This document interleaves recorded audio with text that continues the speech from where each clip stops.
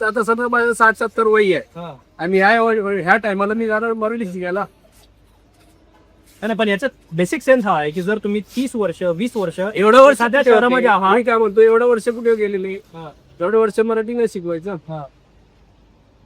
जर तुम्ही मुंबईत आहात, मुंबईत धंदा करतायत, तर मुंबईत तुम्हाला स्थानिक भाषा शिकण्यासाठी ऐका. सरकारच्या निर्णयाची काय आवश्यकता आहे? पॅसेंजर बसतात ना मराठी पॅसेंजर, ते पण मराठीमध्ये बोलत नाही, हिंदी पण बोलतात. भैयाजी भैयाजी चलो ना, चलो ना, सोडा ना उधर, तर त्यांची मराठी कुठे गेली? सर्व असते होते. मी सांगितलंय ना. तुम्हाला काय वाटतं की सरकारने आताच हे का केलं आणि पूर्वी का नाही केलं? तेच मी तुम्हाला विचारतोय, काय नाही केलं? का नाही केलं? तुम्ही सांगा ना, तुम्ही सांगा काय नाही केलं, आता काय सुचलं? तुम्ही मला उत्तर द्या. आम्ही त्यांना विचारलं हा मुद्दा.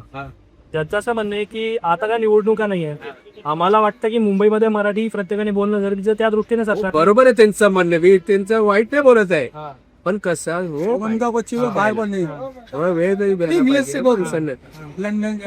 ताबडतोब जर तुम्ही बोलणार की मला मराठी बोलून दाखव, तुम्ही बोलू शकता का? तुम्ही भोजपुरी बोलू शकता माझी भाषा? नाही, हे लॉजिक इथं गैरलागू आहे, कारण ही मुंबई आहे. उद्याच्याला जर कोणी प्रतापगडला गेला तर तिथं बोलावं लागेल, कारण तिथे स्थानिक भाषा आहे.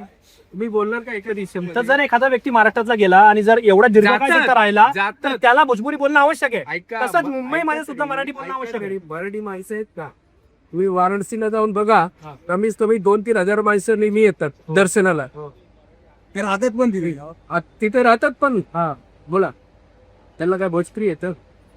ते दशका राहत नाही, कुठलीही गोष्ट असते. 3-4 दशका राहत नाही. हो, मी काय महिनाभर होईल, आस्ते आस्ते होईल. ते आता बोलले तर होणारच ना. असं थोडी आहे. शिकूया AI ची क्रांती. चला करूया MSCIT. आजच नजीकच्या MSCIT केंद्रात आपला प्रवेश निश्चित करा.